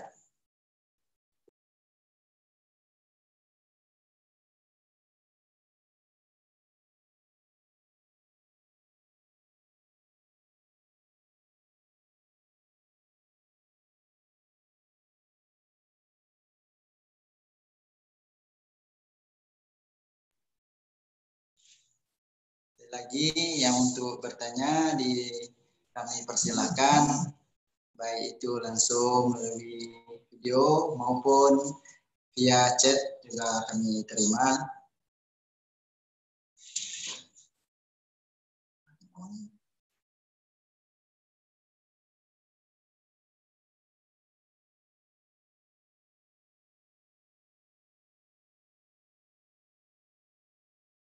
Ada, kami persilakan.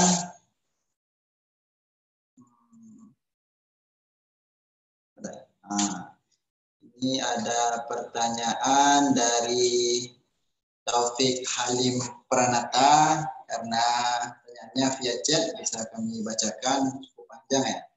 Assalamualaikum, saya ingin bertanya pada Pak Dori. Pak Dori Effendi, pandangan saya politik identitas tidak akan lepas dari perpolitikan di negeri ini karena kita menganut sistem demokrasi yang memberi kebebasan untuk memilih.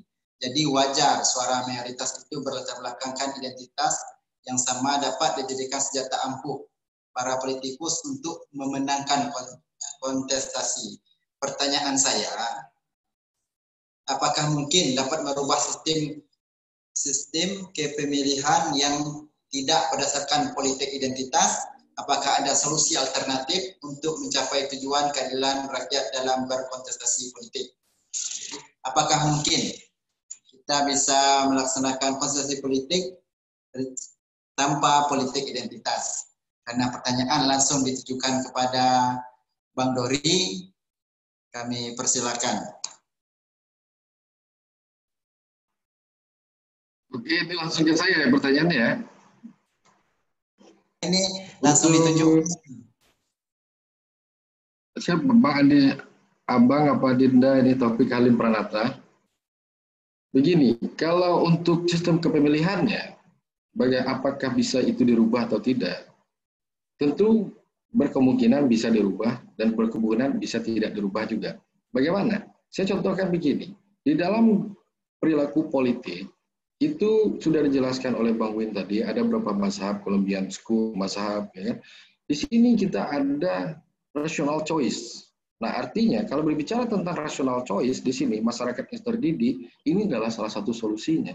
Rational choice inilah dengan mana pendidikan politik itu bisa diberikan oleh, pertama siapa yang harus mewajibkan memberi pendidikan politik. Pertama itu adalah partai politik, karena peran dan fungsi partai politik adalah memberi pendidikan politik. Ketika orang memahami pendidikan politik, artinya mereka tidak lagi berbicara tentang politik sara. Pertanyaannya, apakah penyelenggara pemilu saat ini sudah maksimal melakukan pendidikan politiknya? Sudah maksimal melakukan sosialisasi politiknya? Itu salah satu daripada tanggung jawab penyelenggara pemilu. Nah, dan yang kedua, ini berbicara tentang regulasi politiknya. Apakah pemerintah dengan tegas akan membuat satu regulasi? Bagaimana untuk mencegah supaya tidak terjadinya lagi politik identitas? Dikarenakan apa? Ketika kita sudah berbicara desentralisasi, kita sudah berbicara demokrasi, konsekuensinya kita harus menerima lemahnya nasionalisme kebangsaan. Nah, beda ketika Orde Baru.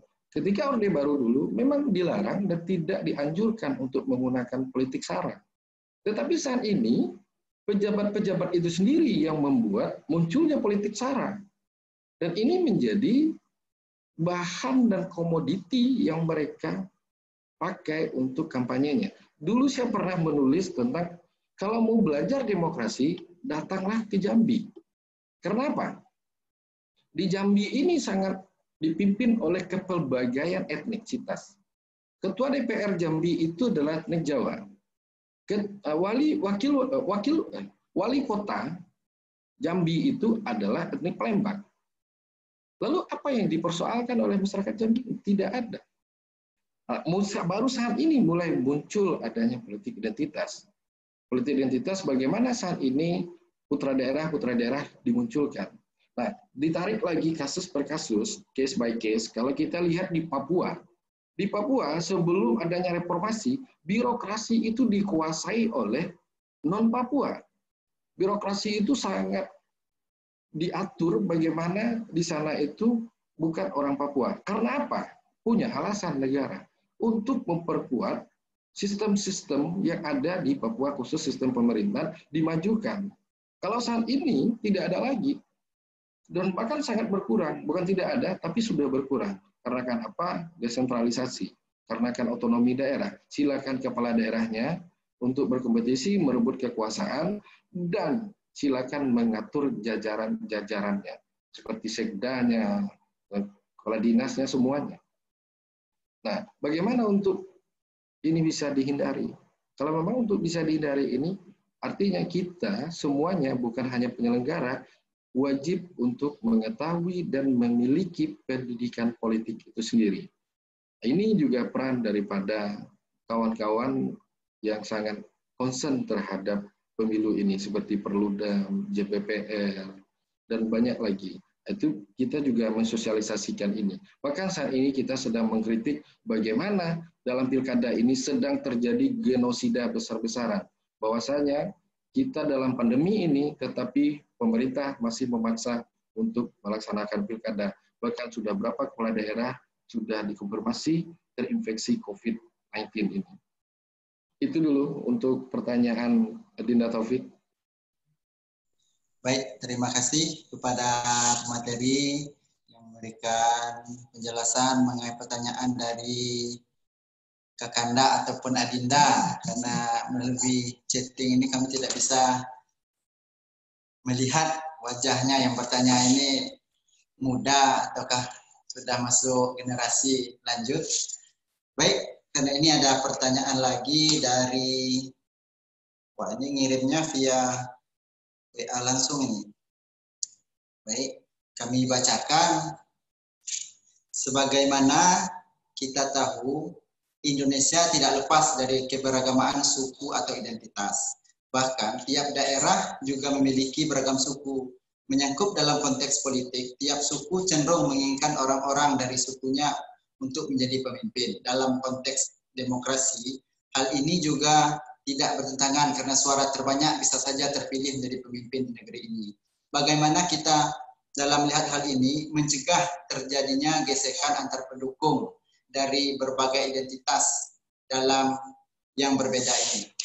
Baik, ini langsung saja tunjukkan kepada Mbak Titi. Ya, mungkin kepada Mbak Titi langsung saja kami persilakan. Terima kasih Kak Nanda. Mungkin Kak Nanda ini coba distribusi pertanyaan dengan adil ya. Sebenarnya yang lain juga bisa ikut menjawab. Saya kira pertama begini, untuk mengurai problem hegemoni politik identitas itu tidak lepas dari upaya kita merumuskan sistem pemilihan yang memang mampu merefleksikan keadilan dan prinsip-prinsip demokrasi itu sendiri ya. Nah, problemnya adalah ketika kita bicara soal tidak usah jauh-jauh deh, regulasi kepemiluan kita itu ada tendensi untuk kemudian mendistorsi substansi demokrasinya. Melalui prosesnya kah yang tidak demokratis, ataukah memang isinya sulit bagi kita untuk mewujudkan kompetisi yang kompetitif tadi gitu. Tadi kan sudah disampaikan misalnya bicara keadilan pemilu saja nih Pak Win.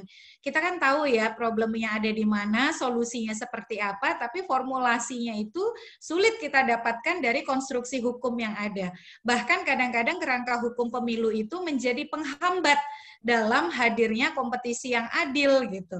Nah, termasuk juga soal hegemoni dan politisasi politik identitas. Jadi kalau kita tarik-tarik sebenarnya, kalau proses kaderisasi di partai itu berjalan, demokratisasi partai itu betul-betul bekerja, kan pada dasarnya siapapun yang diproduksi oleh partai, maka pendekatannya adalah pendekatan ideologis yang benar-benar mewakili tujuan berpartai berbasis tadi politik gagasan gitu. Nah, yang absen di kita ini politik gagasan. Jadi mau menang, tetapi kemudian yang digunakan adalah sentimen-sentimen emosional yang mengarah tadi, saya setuju ya, suku, agama, ras, dan antar golongan. Dan itu menjadi strategi pemenangan. Jadi politisasi identitas semakin ke sini ditopang karena masifnya penggunaan media sosial, teknologi digital, dia menjadi strategi pemenangan yang ampuh. Apalagi kemudian kita tidak lepas dari tren global ketika menjadi post-truth society itu ya. Post-truth society yang lebih mengandalkan sentimen emosional ketimbang data, angka, dan fakta. Jadi kalau masyarakat kita ini tidak berbasis saintifik, tidak berbasis ilmu pengetahuan, hal-hal yang emosional itu akan dominan untuk menjadi basis mengambil keputusan. Tidak usah jauh-jauh deh, selama masih banyak yang percaya teori konspirasi COVID-19, yakinlah di situ politisasi identitas itu akan bekerja dengan efektif. Karena politisasi identitas itu akan efektif di tengah masyarakat yang tidak saintifik gitu. Nah, makanya memang problemnya itu tadi ya di disfungsi partai politik kita. Jadi hampir semua cabang kekuasaan dikuasai oleh partai, diisi oleh kader-kader partai, tetapi terjadi disfungsi atau tidak berjalannya fungsi partai politik untuk melakukan tadi pendidikan politik, tidak melakukan kaderisasi politik yang demokratis, rekrutmen politik yang demokratis dan semuanya begitu. Jadi itu yang turut berkontribusi bagi terus langgengnya hegemoni politik identitas gitu. Memang masyarakat kita ini beragam dan kemudian karakter bedanya kita dengan Malaysia, kenapa electoral reform di Malaysia itu mandek dan di luar dugaan. Kan sekarang dulu Malaysia itu bangga sekali, mereka bilang kalau saya ketemu teman-teman dari Bersih, kita bisa mengikuti jejak Indonesia gitu ya, reformasi, bahkan mereka menyebutnya juga reformasi. Tetapi kenapa reform itu susah? Karena tadi polarisasi identitas menjadi 3 kelompok suku besar itu gitu ya, India, Cina, dan Melayu. Sebenarnya Indonesia tidak punya itu. saya asli dari Sumatera Selatan. Bapak saya orang Musirawas, ibu saya Lahat gitu. Tapi satu kampung saya itu isinya mohon maaf transmigran semua. Hampir tidak ada waktu saya kecil sampai saya tinggal di sana ya, sampai saya merantau ke Jakarta. Narasi-narasi untuk membedakan Jawa dan Sumatera gitu tidak ada. Tetapi ketika kompetisi elektoral itu diikuti oleh ya tadi absennya demokratisasi internal partai, maka hegemoni identitas itu lebih mudah untuk kemudian digunakan sebagai strategi pemenangan gitu. Karena semua prasyarat kita untuk membangun demokrasi elektoral yang prosedurnya sebenarnya makin bagus. Tetapi orientasi pembenahan prosedur kita itu lebih pada menyasar penyelenggara pemilu. Penyelenggara pemilu dibikinin Bawaslu, dibikinin DKPP, minta untuk non partai, harus transparan terbuka. Tapi atensi kita pada pembenahan partai politik sangat minim. Nah, itu yang kemudian juga berkontribusi pada pembelahan-pembelahan dan digunakannya hegemoni identitas sebagai strategi pemenangan gitu. Nah, maka karena saya bekerja di isu pemilu, menurut saya kita juga harus mulai memikirkan rekayasa elektoral secara serius. Makanya tadi ya, kenapa politik identitas menguat di pemilu 2019? Karena memang desain sistemnya dipaksa hanya melahirkan 2 kandidat. Di pilkada, kalau kandidatnya juga hanya 2, dan 2 itu tidak menggunakan pendekatan kompromi identitas, di Maluku itu bagus, tadi Pak Wen risetnya ya, kan ada kompromi identitas ya, untuk menjembatani 2 kelompok yang antitesis lah di suatu daerah. Di Maluku itu kalau calon gubernurnya Islam, pasti calon wakil gubernurnya Kristen. Sebaliknya, kalau calon gubernurnya Kristen, calon wakil gubernurnya itu Muslim gitu. Makanya kami di Perludem tidak setuju kalau wakil kepala daerah dihapuskan. Karena ternyata posisi wakil kepala daerah itu salah satu katalisator untuk mencegah hegemoni identitas. Dia mempertemukan kelompok-kelompok yang ada di masyarakat melalui jabatan-jabatan publik itu. Nah, jadi kalau misalnya ambang batas pencalonan presiden atau kita kenal dengan presidential threshold itu terus dipertahankan, maka hegemoni dan politisasi identitas itu yakinlah akan terus muncul gitu. Nah, maka kemudian ini kebanyakan maka ya. Oleh karena itu saya kira Kak Nanda, keran untuk melahirkan ragam pilihan itu salah satu cara yang harus kita pilih. Jadi bagaimana misalnya kalau kami sendiri di Perludem itu mendorong agar ambang batas pencalonan kepala daerah itu dihapuskan saja. Biarkan saja partai-partai itu mengusung calonnya gitu.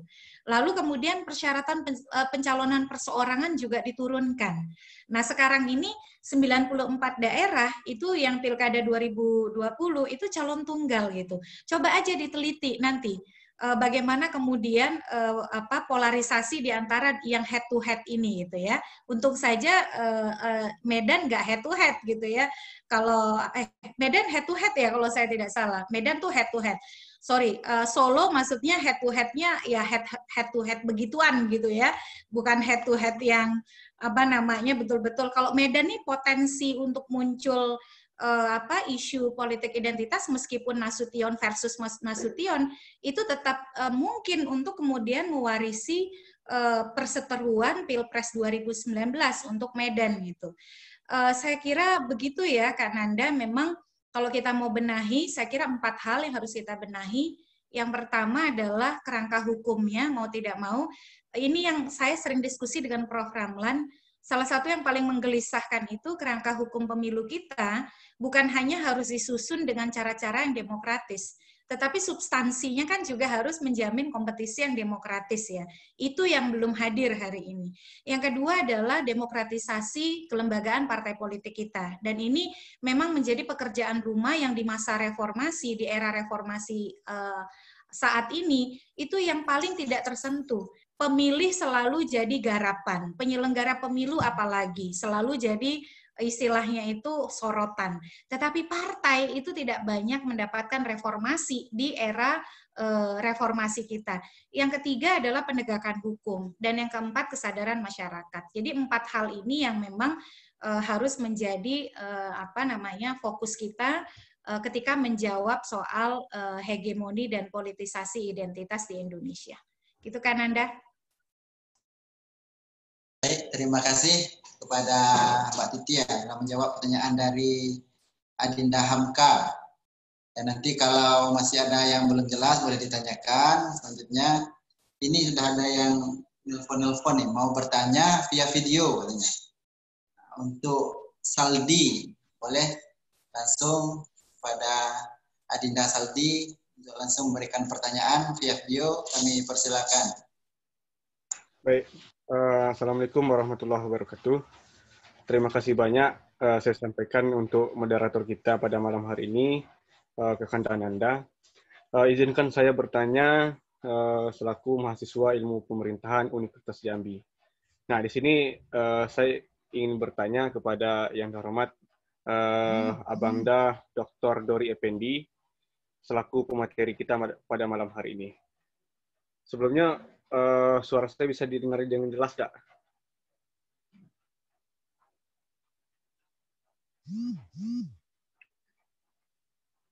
Nah, pertanyaan saya kepada Bang Dori Effendi terkait dengan adanya pilkada yang ada di Kota Sungai Penuh, yaitu pilkada yang mana pilkada di Sungai Penuh ini pikar berhadapan dengan kotak kosong.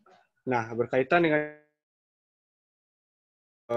pandangan politik dari Abangda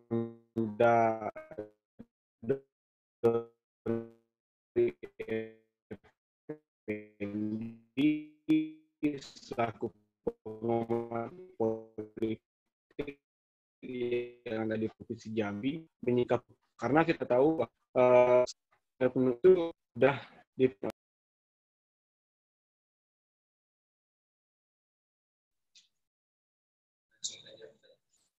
Oke, langsung saja bisa untuk Adinda Saldi, langsung saja ke pertanyaannya.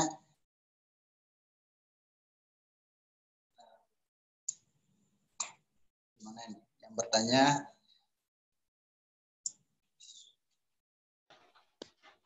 Oke, Adinda Saldi masih Bang. Baru bergabung lagi, Bang. Baru bergabung lagi. Langsung saja ke pertanyaannya. Baik.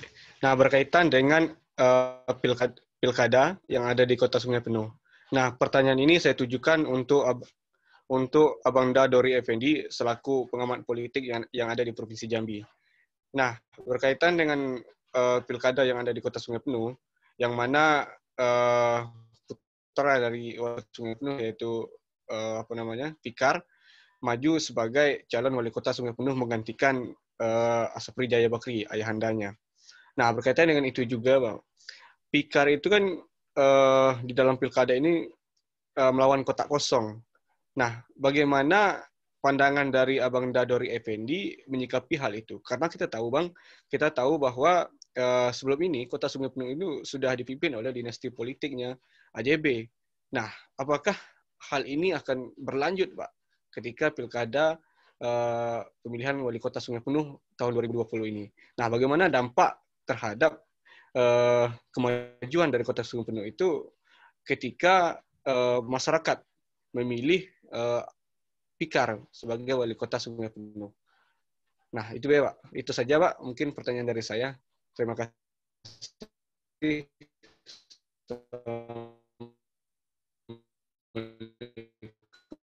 Baik, terima kasih kepada Adinda Saldi. Saja karena pertanyaan sudah ditunjukkan pada Bang Dori untuk membahas tentang pertanyaan dari Adinda Saldi. Kepada Bang Dori kami persilakan. Oke, terima kasih untuk Adinda Saldi yang memberi pertanyaan tentang pilkada di Kota Sungai Penuh. Tetapi tadi sebenarnya kalau untuk bicara pilkada Sungai Penuh, yang pertama itu memang yang terjadi itu melawan kotak kosong. Sesuai yang dikatakan tadi Mbak Titi tadi, bahwa kita menunggu kandidat, ternyata kandidatnya nggak muncul. Yang kedua itu di sana itu memang ada politik dinasti, bukan politik identitas daripada perilaku. Artinya gini, kalau berbicara kotak kosong, itu sah-sah saja di dalam demokrasi. Karena demokrasi sendiri dalam regulasinya, dalam sistem politik itu tidak melarang adanya kontestasi politik untuk melawan kotak kosong. Tetapi apakah kelak kotak kosong ini akan menjadi permasalahan? Bisa saja. Contoh yang pernah terjadi di daerah Makassar, kotak kosongnya menang. Artinya di sini ada peran partai politik. Nah, yang terjadi di kota Sungai Penuh itu adalah bagaimana peran politik itu sendiri. Seharusnya partai politik itu tidak memberi ruang untuk terjadinya kontestasi itu melawan kotak kosong. Mereka harus berani mengajukan kandidat, sehingga di sini terjadi kontestasi yang sangat demokratis. Tetapi masalahnya, apakah kelak ini akan berjalan dengan baik? Ya bisa saja berjalan dengan baik. Yang harus menjawab ini sebenarnya itu adalah kawan-kawan dari penyelenggara. Karena apa? Berbicara tentang regulasi, berbicara tentang aturan. Nah, kotak kosong ini kan sangat lucu ini. Ketika pendaftaran di KPU itu siapa yang mendaftar kotak kosong itu ke KPU? Nggak ada manusianya yang mendaftar kotak kosong itu ke KPU. Yang mendaftar ke KPU itu adalah kandidat. Nah, lalu pertanyaannya, apakah kotak kosong ini kita jadikan kandidat? Tentu kita tidak menjadikan dia kandidat. Nah, artinya di sini besok bisa saja penyelenggara, khususnya pemerintah sendiri, memikirkan ulang apakah memang kontestasi politik harus dihapusnya tentang perilaku politik di dalam demokrasi itu melawan kotak kosong, dikarenakan ini bentuk dominasi. Kalau pilkada tanpa lawan, artinya ada dominasi politik oleh satu dinasti politik. Artinya mau tidak mau, kita mengakui di kota Sungai Penuh itu sudah terjadi dinasti politik. Dinasti satu keluarga, dia bukan cuma menjadi dinasti, dia sudah menjadi local strongman. Kenapa? Karena orang takut untuk berkompetisi dengan dia. Partai politik juga takut untuk memunculkan calon untuk berkompetisi dengan dia. Artinya ini sudah ada embrio local strongman yang terjadi di sini. Jika ini terjadi terus-menerus, maka demokrasi itu juga menjadi tidak sehat. Demokrasi juga tidak berjalan dengan baik. Masyarakat juga tidak diberi satu wadah, this is your cake, come, please choice. This chocolate, pineapple, atau strawberry. Nggak ada. Yang ada hari ini kotak kosong sama kandidat. Artinya di sini visi dan misi kotak kosong kita nggak tahu apa. Tidak ada yang mencalonkan kotak kosong itu ke KPU. Tidak juga ada tim kampanye dari kotak kosong. Tetapi mudah-mudahan ke depan, artinya apapun harus ada tokoh-tokoh baru yang lahir, tokoh-tokoh baru yang muncul, sehingga ini menyehatkan demokrasi, menyehatkan kompetisi, tidak terjadi dominasi oleh satu keluarga. Itu yang bisa saya jawab kalau untuk ini. Karena sebenarnya kita bicara tentang politik identitas ini agak jauh melenceng kalau kita bicara tentang politik dinasti. Tentang perilaku politiknya, kemungkinan itu bisa dimasukkan. Oke, nah, kembalikan. Baik, terima kasih Bang Dori yang telah langsung menjawab dari pertanyaan Saldi, karena Saldi tadi langsung bertanya via video ya. Nah, ini sudah ada pertanyaan khusus kayaknya ini untuk abang kita ya, Bang Wen, mengenai tadi juga disebut bahwa lebih kan sekarang bagaimana pemilih masyarakat itu lebih mengedepankan emosional ketimbang rasionalitas. Maka ini salah satu indikator terjadinya politik identitas. Yang jadi pertanyaannya, pendidikan politik apa? Akhirnya grand design seperti apa yang bisa kita terapkan untuk meminimalisir politik identitas di tengah masyarakat dengan efek-efek yang telah disebutkan tadi. Kepada Bang Wen, kami persilahkan. Terima kasih Nanda. Ini distribusi pertanyaan nih kayaknya. Jadi kalau pertanyaannya adalah pendidikan politik seperti apa, saya pikir dalam demokrasi substansial yang dibutuhkan itu adalah partisipasi politik masyarakat. Salah satunya malam ini kita diskusi atau masyarakat sering mendiskusikan hal-hal yang memang menurutnya tidak ideal, tidak baik. Saya pikir mendiskusikan yang politik identitas, persoalan-persoalan demokrasi, pemilu, partai politik di forum-forum kayak Zoom, kayak Facebook, di Twitter dan sebagainya. Perludem sebagai NGO yang memang menjadi pelopor bagi pemilu dan demokrasi, dulu ada Setro, itu saya pikir melalui forum-forum diskusi dan kegiatan-kegiatan didorong oleh civil society maupun dan penyelenggara JPPR pemerintah. juga, Pak. Iya, JPPR, ada KIP, ada forum rektor kalau dulu ya 99, itu embrio-embrio civil society yang bergerak di bidang demokrasi dan kepemiluan. Jadi saya pikir kita menuju deepening demokrasi, menuju masyarakat yang yang tercerdaskan melalui partisipasi politik. Kalau dilihat Twitter itu, kalau sering men-tweet nih, Mbak Titi nih sering men-Twitter nih, itu diskusi politik aja isinya. Mungkin karena saya memfollow yang orang-orangnya politik ya, tapi diskusi politik itu sangat sangat tajam, sangat keras, tapi itulah demokrasi sosial menurut saya. Yang diideakan oleh ruang publiknya Habermas itu ya di Twitter, ya di Facebook, ya jadi saya pikir jangan memandang pendidikan politik ini acara seminar, acara lokakarya, acara di kampus. Pendidikan politik itu adalah bagaimana masyarakat ikut terlibat secara aktif dalam proses bernegara, berbangsa. Salah satunya adalah mendiskusikan hal-hal yang non-demokrasi. Kemudian secara desain, menurut saya, desain yang Mbak Titi sudah banyak mengeluarkan tulisan, pendapat terkait dengan desain. Saya pikir momentumnya adalah RUU Pemilu ini. Jadi RUU Pemilu yang akan dibahas di Prolegnas tahun 2020 dan 2021, ini menjadi momentum untuk menyelesaikan persoalan-persoalan yang mungkin dianggap krusial. Salah satunya politik uang, politik identitas, politik dinasti, dan sebagainya. Melalui rekayasa sistem pemilu, rekayasa kelembagaan, kewenangan, dan sebagainya. Saya pikir desain seperti apa, desain itu harus diintrodusir ke dalam rancangan undang-undang. Apakah nanti memperkecil syarat pencalonan kepala daerah, dan sebagainya. Saya pikir itu, Nanda. Terima kasih.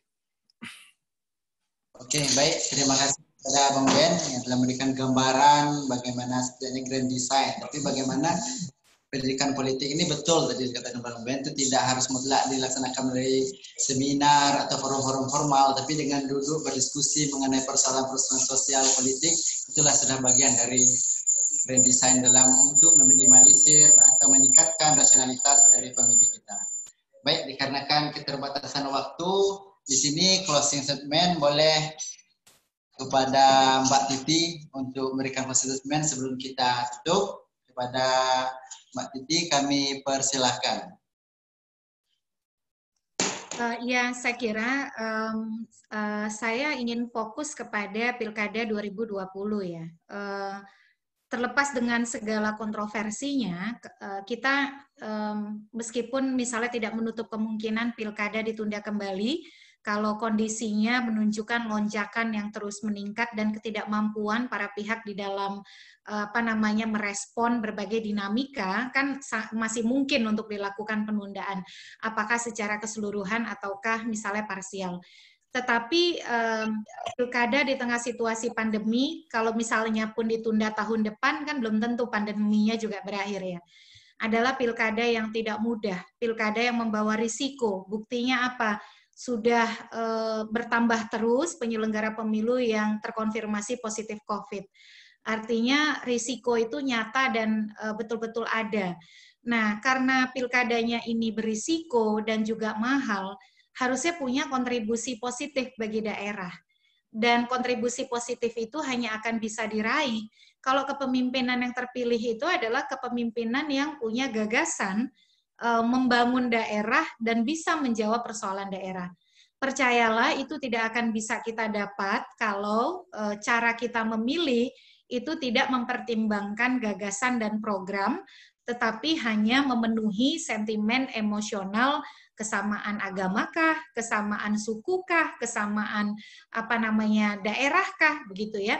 Bagi saya tidak salah juga orang ingin misalnya figur dari daerahnya untuk memimpin begitu ya, karena tentu itu akan melahirkan kebanggaan. Apalagi Indonesia ini ragam suku dan lain sebagainya. Itu adalah hasanah kekayaan kita. Tetapi kalau itu menjadi satu-satunya yang menjadi dasar membuat keputusan dan menutup pertimbangan yang tadi ya, melihat rekam jejak. Jadi istilahnya jangan sampai yang penting saya satu daerah, nggak peduli dia koruptor atau bukan, pokoknya dia gitu ya. Nah itu lepas dari esensi kita untuk mencari kepemimpinan tadi. Jadi saya berharap bagi kita semua yang ada di sini untuk mewujudkan pilkada yang memang membawa kontribusi positif bagi daerah dan kemajuan daerah kita. Sambil kita kontrol terus kepemimpinan terpilih agar memenuhi janji-janjinya. Jadi itu harapan terbesar ya, dan diperlukan sinergisitas di antara kita untuk mendorong terus-menerus regulasi kepemiluan yang dibuat melalui proses yang demokratis dan juga memuat substansi yang juga bisa mewujudkan kontestasi yang demokratis tersebut. Terima kasih atas undangannya. Sehat selalu untuk kawan-kawan semua. Semoga kita bisa terus berkolaborasi dan membangun diskursus yang konstruktif seperti malam ini. Assalamualaikum warahmatullahi wabarakatuh. Waalaikumsalam warahmatullahi wabarakatuh. Terima kasih kepada Mbak Titi yang telah memberikan closing statement. Selanjutnya kami ucapkan terima kasih kepada seluruh narasumber yang berkesempatan berbagi sharing ilmu pada malam hari ini, dan juga saya ucapkan terima kasih kepada seluruh peserta, abang-abang, kakak-kakak yang telah menyempatkan waktunya, yang telah berkorban kota. Saya rasa kota itu akan setimpal dengan ilmu yang diperoleh pada malam hari ini. Dan jangan bosan-bosan untuk hadir ya. Kalau Forum Diskusi Jambi dalam 1 bulan biasanya melaksanakan 2 kali diskusi, webinar. Kalau misalnya jangan untuk bosan-bosan kepada seluruh peserta untuk berkontribusi dan ikut membersamai setiap agenda dan acara-acara yang dilaksanakan oleh FDJ. Tadi juga Mbak Titi merekomendasikan untuk kedepannya kalau bisa direktur baru ya dari Perludem untuk hadir di Jambi untuk agenda kedepannya. Oke, itu sekian dari saya. Jika terdapat banyak kesalahan, saya mohon maaf. Saya tutup dengan bila fisabil haq fastabiqul khairat. Assalamualaikum warahmatullahi wabarakatuh.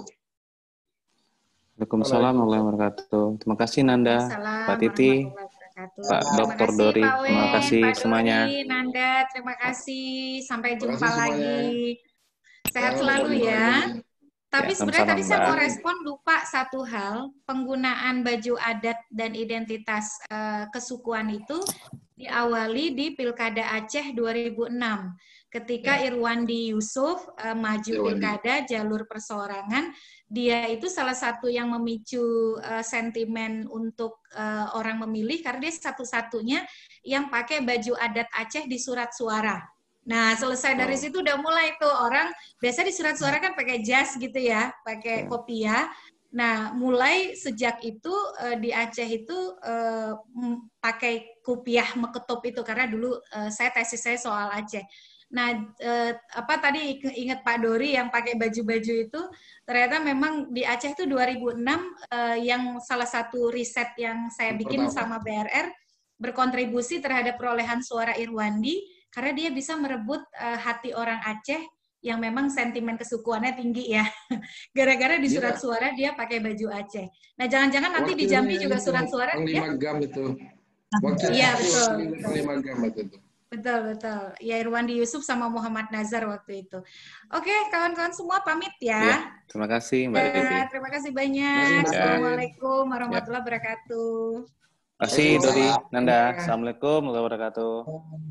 Waalaikumsalam. Waalaikumsalam.